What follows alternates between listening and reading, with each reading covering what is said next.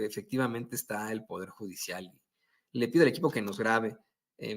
Efectivamente, nos enterábamos ayer por la noche que los jueces y magistrados del Poder Judicial se suman a ese paro nacional de trabajadores del Poder Judicial que comenzará, en el caso de ellos, a partir de mañana miércoles. Ya los trabajadores del Poder Judicial se fueron al paro desde lunes. Y querido César, pues tú como abogado lo has visto, lo has sufrido en carne propia, has sufrido ese Poder Judicial. Yo solo quiero comenzar esta sección de la mesa diciendo que esto simple y sencillamente exhibe lo muy desapegados que están del pueblo de México, puesto que esto es por lo que la gente votó, la gente no los quiere, y ahora que se van a paro nacional, pues le están cumpliendo de alguna u otra forma el deseo a la gente, al grado de que hoy el presidente López Obrador dijo que los mexicanos tendremos un respiro sin esos pues corruptazos ahí. ¿Qué opinas de esto, César? Mira, me parece que no es que la gente no los quiera, lo que no quiere la gente es un poder judicial que sea lejano al pueblo de México, a la sociedad, que sea corrupto, y aclarando, ¿no? Porque inmediatamente se ponen y se molestan y dicen, no todos somos corruptos, ¿no? Yo jamás he dicho que todos sean corruptos, el problema es que si hay un grupo de jueces, magistrados y ministros que sí son corruptos, que se ha demostrado con las resoluciones que han emitido y que afectan obviamente en la gran mayoría al Poder Judicial Federal. Pero me parece, mi querido Toño, que lo que tenemos que reconocer aquí es que no han entendido la gravedad de lo que están pidiendo. Ayer estaba yo en una entrevista y les señalaba que parecería que en un principio en estos foros, ¿no? que se abrieron y que incluso el mismo Poder Judicial realizó sus propios foros, se reconoció la necesidad de una reforma al Poder Judicial, pero que lo que no están de acuerdo es en la forma en cómo se llevaría a cabo la reforma. Pero hoy amanecimos con una asociación de jueces y magistrados por medio de su directora general que señala que el paro es porque no quieren ninguna reforma. Y entonces ahí ya hay un contrasentido a lo que ellos mismos habían manifestado y explicado. Porque se supone que lo que ellos no quieren es que existan votaciones populares, ¿no? Que ellos no estudiaron ni se prepararon para que terminen siendo los más populares quienes puedan acceder a ser jueces, magistrados o ministros. El problema es que se les olvida que en una división de poderes como la que tenemos en nuestro país, el ejecutivo, el legislativo y ellos que son el judicial están en el mismo renglón de importancia. Y quien emite las leyes, pues es el poder legislativo. Y aquí es donde nuevamente ya caemos en controversias, porque entonces, ¿qué pasó con que la ley es la ley? Entiendo, ¿no? Que como gremio tienen que apoyarse y salir a lo mejor a luchar por lo que ellos consideran o creen que pueda ser, pues a lo mejor acabar con la carrera judicial como ellos la determinan como carrera judicial, ¿no? Que es como un servicio civil de carrera dentro del Poder Judicial Federal. Pero la realidad es que hablan de supuestos que no existen, hablan de supuestos en donde supuestamente van a perder derechos laborales, situación que no existe. ¿Es válido? Por supuesto que es válido. El problema es cómo en su momento algunos otros grupos, ¿no? O sindicatos lucharon por la permanencia, ejemplo Luz y Fuerza del Centro, y obviamente ellos determinaron, porque incluso existe una resolución, que todo mundo tiene derecho al libre desarrollo y como derecho humano al trabajo, pero no forzosamente es el trabajo que ellos quieran. Me parece que esta es una de las resoluciones que envejecieron mal, por así decirlo, porque ahora pueden ser aplicables para ellos mismos.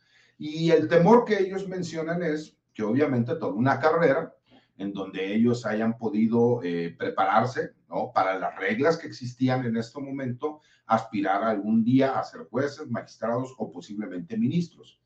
Pero que no se nos olvide que los tiempos tienen que ver también con lo que son la aplicación de las leyes.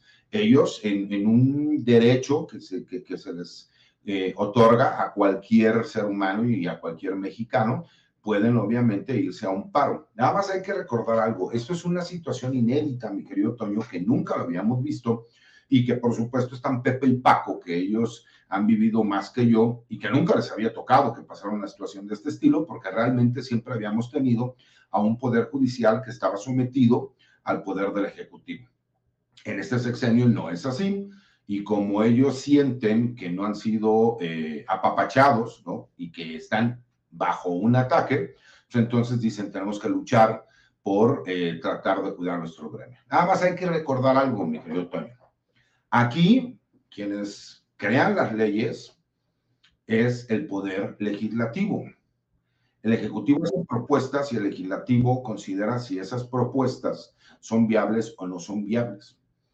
Lo que ellos no quieren es que la voluntad popular, que lo que busca es que haya jueces más cercanos a la ciudadanía, que se resuelvan los asuntos de forma muchísimo más expedita, que rápida, que se acabe con todas esas resoluciones que hemos visto, que ellos dicen, demuéstrenme que es corrupción. Lo que pasa es que llama poderosamente la atención que la mayoría de las resoluciones sean para favorecer a personajes que no pagan impuestos, a personajes que están acusados de ser miembros de la delincuencia organizada, a personajes que están acusados de pertenecer a un grupo político, a personajes que se robaron dinero del erario, a personajes que son señalados por ser abogados que tenían cierto control sobre algunos jueces, magistrados o incluso ministros. Parecería que siempre es favorecer a las élites. Y eso no es coincidencia. Por supuesto que ellos podrán decir, es que tienen grandes abogados. El problema es que siempre es lo mismo. ¿Por qué no vemos que esos derechos se les concedan a lo mejor al grueso de la población en este país? Y aquí, mi querido Toño, podríamos entrar en muchos supuestos, ¿no? Y uno de esos supuestos es que si se llegara a considerar que la impartición de justicia está en riesgo, ¿no? Como es un derecho que nos otorga el artículo 17 constitucional a todos los mexicanos, que es el acceso a la justicia, podríamos ver incluso que este paro nacional podría desembocar en que tanto el Ejecutivo como el Poder Legislativo lo manejan como una emergencia nacional y por la ausencia que existe de jueces y magistrados para la impartición y el acceso a la justicia, se podrían llegar a dar facultades extraordinarias al Ejecutivo Federal, o sea, al presidente de la República, e incluso se podría dar la destitución de ministros y nombrar a ministros provisionales en lo que se lleva a cabo la reforma judicial. Porque aparte llama la atención lo siguiente, cualquier abogado no me podrá dejar mentir. Nosotros no nos podemos amparar contra un hecho futuro, porque no sabemos ni siquiera si se vaya a llevar, aunque parecería inminente. Ellos ya están haciendo un paro por lo que va a ser la reforma, que todavía no se lleva a cabo. Entonces, por eso no tienen herramientas jurídicas para hacerlo valer. Por supuesto, ¿no? Hoy en la mañana el ministro Saldívar estaba por ahí dando una entrevista con Ciro Gómez Leiva, y él decía algo en lo que coincido. ¿Cuál es la intención de un paro nacional como este? Pues obviamente buscar allegados del extranjero para que traten de influir en la decisión del gobierno. Pero más importante todavía, me parece es que la votación que nos dieron a conocer nos habla de que si bien es cierto, por un muy alto margen, la mayoría de jueces y magistrados votaron a favor del paro, también hubo un número considerable de jueces y de magistrados que no estuvieron de acuerdo con el paro. Y que eso también tiene que ser importante. ¿Por qué? Porque no fue una decisión unánime y me parece que también hay gente que entiende que en el Poder Judicial Federal se necesita una reforma. Son temas complicados, sí, por supuesto, Toño. ¿Por qué? Porque la mayoría de los abogados que conozco, que trato, que son mis amigos, o que incluso aunque no son mis amigos, son agremiados, yo formo parte del Ilustre Nacional Colegio de Abogados, quien ya salió abiertamente a apoyar el paro del Poder Judicial Federal, en el cual yo no estoy de acuerdo, porque no estoy de acuerdo que se hayan ido en el paro. Me parece que hay otras herramientas que pudieron haber utilizado, que es su derecho, pero no lo comparto. Y no lo comparto por una cuestión muy sencilla. Yo sí he tenido que sufrir en carne propia, en mi vida, en el día a día, resoluciones de jueces de consigna y corruptos.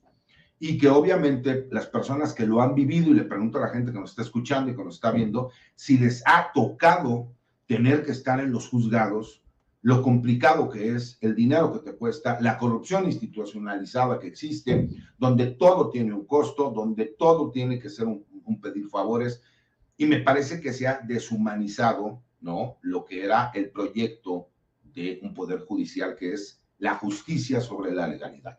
Y cuando hablamos que aquí la legalidad es la que termina siendo siempre la que gana sobre la justicia. Y yo lo he explicado, hay casos muy específicos en donde la justicia no puede estar por debajo de la legalidad, porque ahí terminan beneficiando a un grupo de delincuentes o de personajes protegidos que curiosamente siempre son los mismos. Entonces, por supuesto que vemos el rechazo de la gente, pero vemos que ellos tratan por medio de narrativas de terminar obteniendo lo que no ganaron en las urnas, mi querido Toño, y porque la voluntad popular fue: queremos una reforma en el Poder Judicial.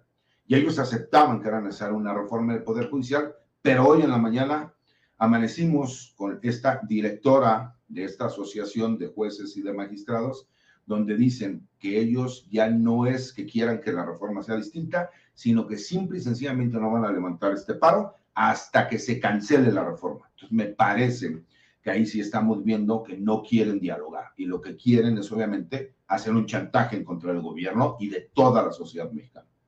Y me parece que ese chantaje, híjole, sí está motivado, y lo digo con mucho respeto para todos los abogados, por la falta de conocimiento sobre esa reforma, la falta de pruebas que ellos tengan, de argumentos, que es algo, querido César, pues fundamental en el derecho a la argumentación, ¿no? Ellos bien podrían llegar a estos foros de la reforma judicial o bien a los medios de comunicación con los papeles en la mano diciendo, a ver, es que aquí están diciendo que nos van a quitar beneficios a los trabajadores, aquí que nos van a reducir nuestro salario, aquí que va a haber despidos, pero ninguna de esas. Ya ha quedado muy, muy claro cómo es que esta reforma no perjudica a los trabajadores, a los funcionarios, sino directamente a los impartidores de justicia, que son los que están, pues vamos, luchando de alguna otra forma por sus privilegios. Yo insisto en esto, me parece que es estar pues muy apartado, muy ajeno al pueblo. Le pido al equipo